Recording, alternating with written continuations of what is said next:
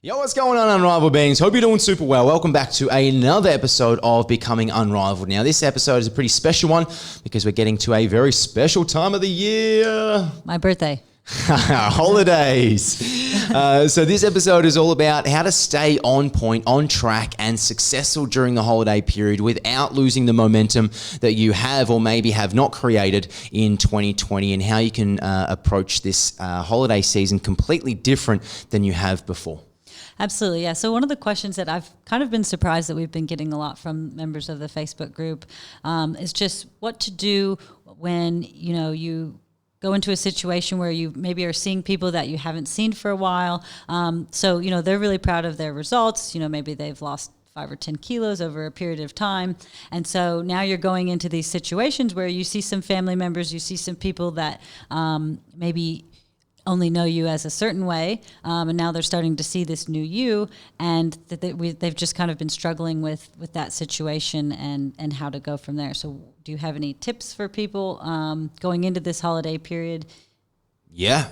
Well, there's two things that come to mind. First is accepting the compliment, and then second is understanding the psychology behind their comments. So if I go off on a tangent, just remind me about those. The first one is the compliment, right? If someone's giving you a compliment, fucking own it, right? You've worked really hard for it. But how quickly are we to shine the light out of ourselves onto someone else? I do it all the time. I gave you a compliment at the start of this week. You sold your villa, which you've been working on over the last 2 years. You bought the land, you built the house, you rented it out, you lived in it, you've done some renovations, you put it on the market, and you sold it even through COVID and all the travel restrictions here in Bali, and you were very successful. Now, for those people that are listening, I'm not even a part of that. I wasn't in Steph's life as a relationship back then. And so even I give her all of the credit. I gave her a compliment at the start of the week. Hey, babe, well done on all of this. Let's go out and celebrate. And immediately it was a team effort. We did it together. Bullshit, fucking shit. It was a team effort. Hey, I'm always going to support you. Yeah, we're a team, but you did that, right? I didn't do anything. So first and foremost is owning it. If you've done the work, then own the compliment. And if you're struggling to own any type of compliment, it just highlights the insecurities and lack of self-confidence in yourself. And that's totally okay. It just gives you a bit of an understanding of, hey, I'm pretty quick to deflect anything from me, so therefore I, have some gaps that I may need to improve upon. Yeah. Absolutely. I think I'm the first to do that. And I even made a note last week. You gave me 3 compliments in one day. And every time my response was, oh, no, but this. And I kind of had a reason why it wasn't true, as opposed to then I thought, why am I doing that? I'm just going to make a personal effort when somebody gives me a compliment to go, yeah, amazing. Thanks. You're right. So I think one thing that I would suggest you challenge yourself to do is when somebody gives you a compliment, hey, you look amazing. Have you lost some weight? Instead of making it into something negative or saying, oh yeah, I lost a little bit, but I still have 10 to lose. Just go, yeah, you know what? I've busted my ass and I've tried really hard and I did lose some weight and I'm really proud of it. So like you said, instead of deflecting that compliment, just own it and kind of give yourself a pat on the back and a compliment as well. You do that and you're going to feel so fucking good. Because a lot of people, we lose weight for ourselves and we also lose weight for other people. And it's not even just about weight loss. We do a lot of things for ourselves, but we also do a lot of things for other people. A lot of people need that validation from external sources. Very rarely, and it should be the case that we don't need validation from external sources. It should be the case that we fill our own cup up enough that it doesn't really matter what anyone else says. Now, that's great. That should be the reality. For most people, it's not the reality yet, right? But it is a reality if you have a growth mindset. And so, what was I saying here? As I said, I go off on a tangent. For most people, they do need some sort of external validation. So yeah. And so if you say that, you're actually going to, so if you're very true in your compliment and you agree with the fact and you say, thank you so much, I have been putting in some work and I'm glad you noticed.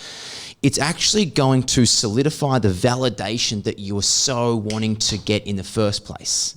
But if you don't take that 3 seconds to say thank you and stand into the confidence and the hard work that you've put in, then if you immediately deflect that, The moment that you've been waiting for so long for someone to genuinely notice that you've changed and improved and looking good and feeling good has totally gone, and you've missed that opportunity. And so you're never going to be fulfilled. You're never going to be enough. And so just owning that is fundamentally going to help to change the confidence game for you. The second thing, this is why I said remind me on a tangent, was it highlights what it can do is it can change in you can highlight the lack of change in someone else. Now, our ego loves comfort. It loves sameness. It loves familiarity. And so it doesn't like to see people change, certainly if that person hasn't changed themselves, because it does highlight the fact that they haven't. So if they're questioning you and they're coming from a non-complimentary approach, sure, then understanding the psychology that they are feeling less than adequate in their own personal endeavors. The quickest way to get significance back is by taking it away from someone else. So we have these human needs, right? There's certainty, variety, significance, love, and connection. Okay, we need to meet those 4 human basic needs on a daily basis. We can get those in positive, neutral, or negative ways.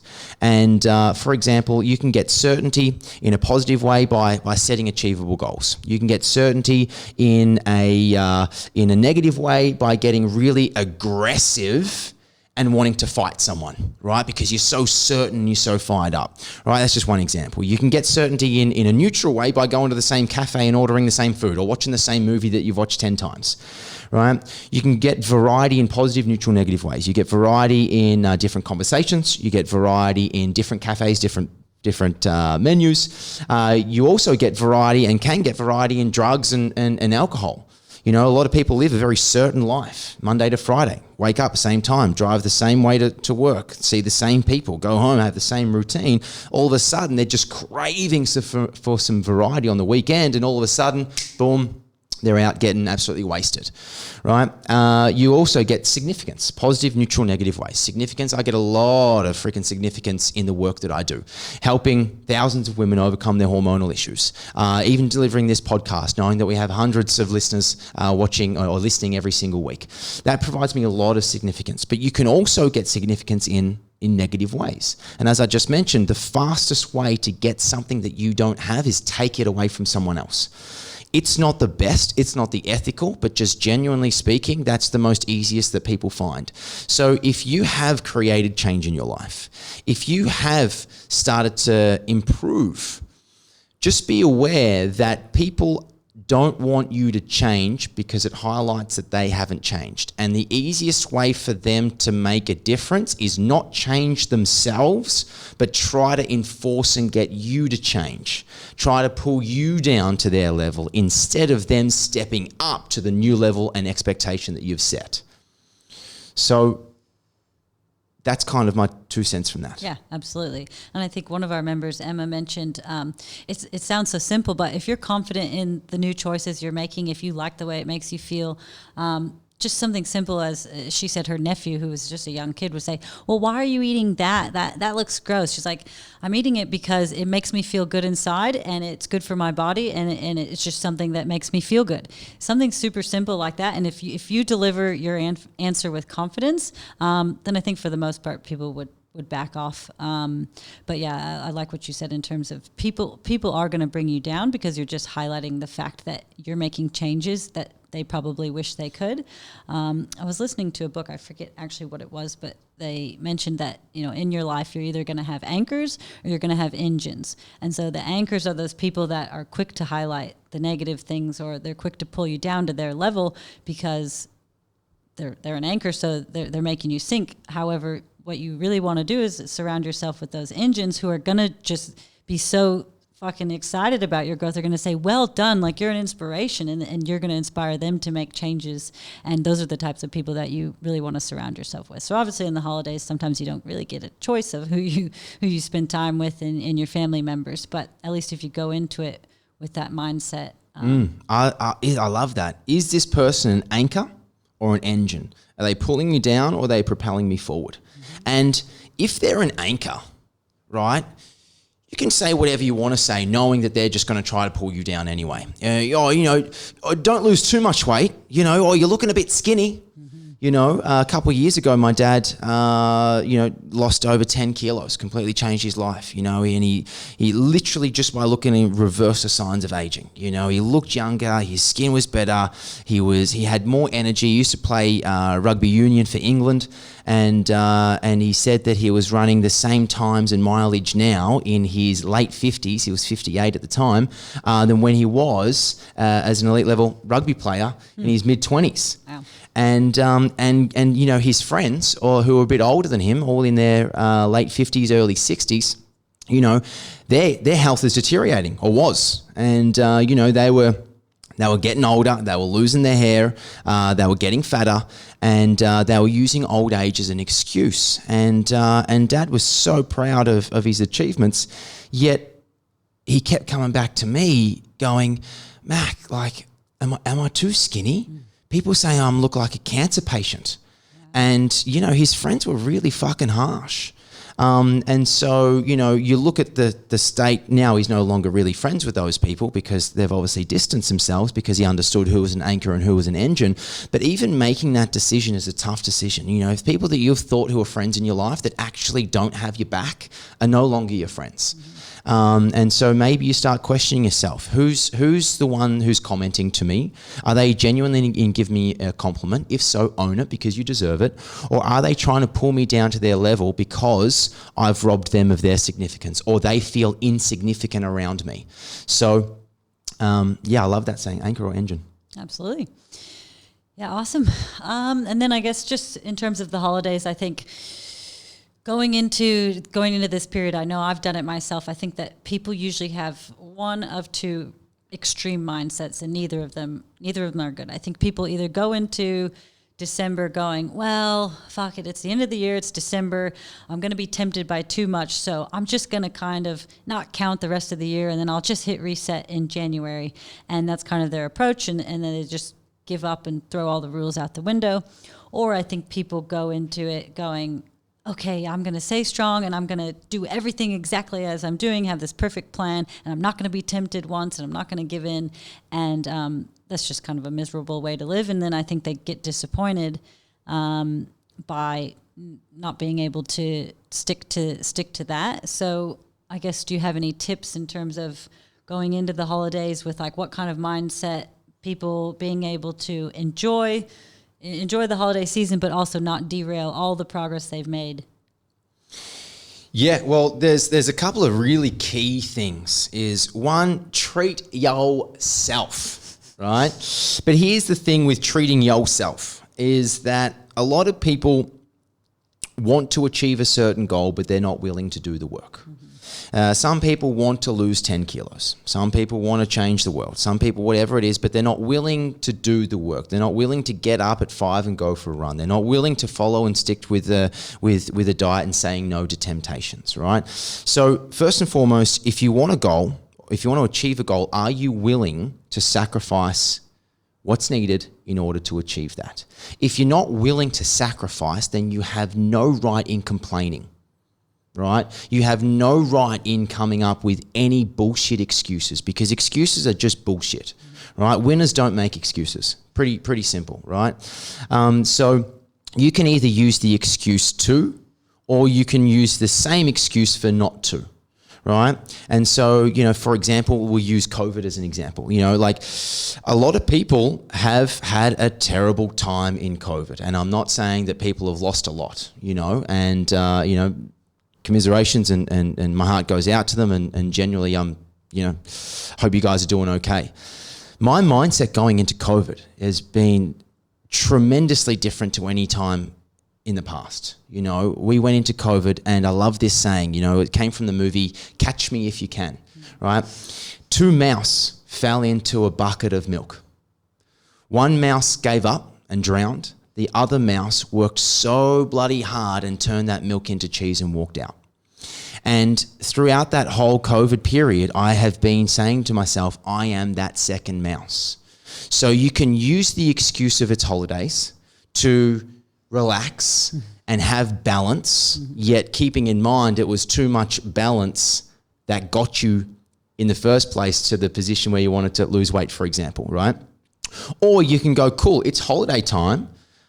I can still have balance, but I can still reward myself, but I'm going to reward myself in a different way. So in terms of that, what would you say people can do to help reward them? Yeah, I would say just going into it, because I was probably the more extreme person where I'd be like, no, I've committed to this. I want to lose X, or I want to do whatever it is my goal, and so I'm not going to falter. And I think that's just unrealistic. You know, you're going to be going out and socializing, and you're going to be spending time with people you don't always see. You don't want to be the person who's so restricted that you're just not enjoying yourself. So I think it's set yourself realistic goals and have realistic expectations that are achievable, but also, you know, still in line with your goal. So, you know, if you want to go to a Christmas party and have a couple drinks, by all means, go out and live your life and enjoy that. But, you know, work hard 2 days before. Make sure you get your workout in, or eat healthy the days before, just so you can build up that a little bit of leeway to be able to enjoy yourself. And then go into it with a set, okay, I'm only going to have 3 drinks and that's it, as opposed to just going into it as a free-for-all and blacking out and then ordering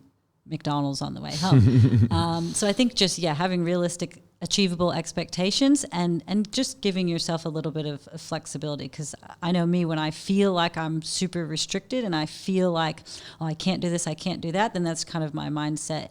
And it's not a fun way to go about things. So I think if you've put in some effort and you're still dedicated to your goal, you can achieve it in a way that's sustainable but still allows you to enjoy certain things. Yeah. A couple of things came into mind. Discipline, 1%, and time is going to pass no matter what.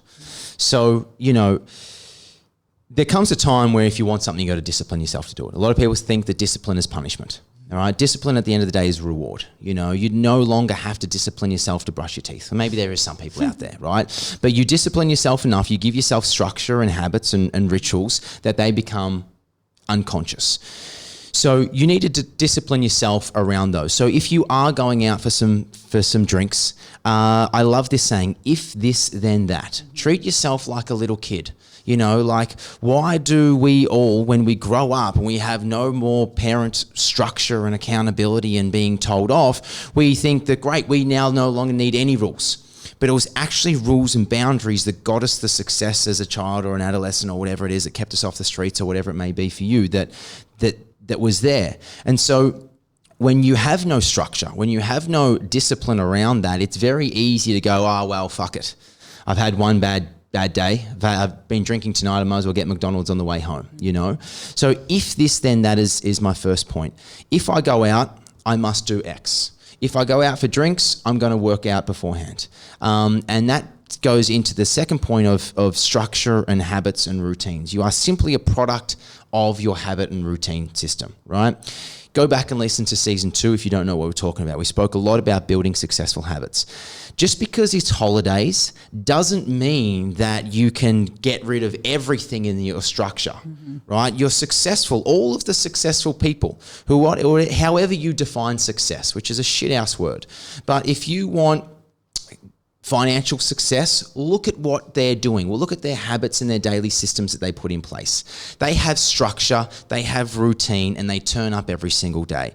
You look at athletes, you look at their bodies, you look at their performance. What are they doing? They have systems, they have structures, they have processes in place every single day that they follow. Now, the same thing for you is you've got to mimic that. Success leaves clues. So if you've gone, great, I'm on holidays, no structure, I'm not getting up at the same time, I'm not working out, I'm not even brushing my teeth, I'm not drinking my liter of water, I'm going out for cafes and restaurants for brunch when I never used to do all of that stuff. That's okay, but just remember that's not going to get you the result. So my advice there is create some sort of structure. Remember the 4 different needs that I spoke about before? When you have too much variety, people think that they love variety. No, you fucking don't. Because when you have variety, you don't get what you need or you want, right? And then it's just like, I feel out of control. I need to write my lists, right? Setting a to-do list is getting certainty back into your life, right? If you, without that to-do list, you've got too much variety. It's like, oh, I don't know what to do with this variety. I feel like I'm anxious. And so we do these things to get some certainty. So knowing all of that, what you need to do, let me just make sure this hasn't frozen. Cool, we're good to go. So knowing all of that, what you need to do is, without your work structure that created the holidays, create some sort of routine in your life. Create a new morning routine that you have 5 things that you do every single day. It could be making your bed, right? It gets your day off to a success. It gives you some sort of certainty and satisfaction that you've completed a task. Drinking your first liter of water. Bang, I've got 2 wins immediately within the first hour of waking, okay? Then maybe you do a workout, because you don't have work as an excuse not to do a workout in the morning, right? If you're meeting someone for breakfast, why not have a workout beforehand and enjoy your breakfast guilt-free? And then, I don't know, maybe you have some evening routines, you know, that you're switching off all devices, you know, an hour before you go in bed, and I don't know, you create another evening routine of something. Having that set in your system, 60 days, like from now until the end of January, is going to happen regardless. But if you can just hold on to some sort of structure in the 60 days, you're going to come out of that better. Because a lot of people, they're wiping off 2020 already, right? Oh, it's the end of November, start December, might as well, you know, start next year. Absolutely. But we know that next year doesn't start on January 1, right? We know that people are still on holidays until mid-Jan. And if you're in Australia, school doesn't go back until after Australia Day, January 26. So a lot of people wipe out, or they think that they'll start next year. So they wipe out December, they wipe out January. That's 2 months, 60 days. It's about 17% of the year that you've just thrown your hands up and gone, I'll start next week, start next month, start next year. So just imagine if you had an extra 17% of the year back to work on you. 17%, 60 days, 2 months, it's going to happen regardless. If you have some structures in place, you can definitely come out of it much better than coming out of it worse. Absolutely. Great stuff. Cool, guys. We're going to wrap this episode up because we usually like to hang around the 20-minute mark, but I reckon this is a little bit over. So we'll wrap it up now. As always, we love your feedback. We love your questions. If you have any questions or topics you want us to explore and help you be successful over the holiday period, and of course beyond that, all you need to do is simply email us at podcast@unrivalledbeing.com. Thanks, guys. Thanks, Steffi. Bye.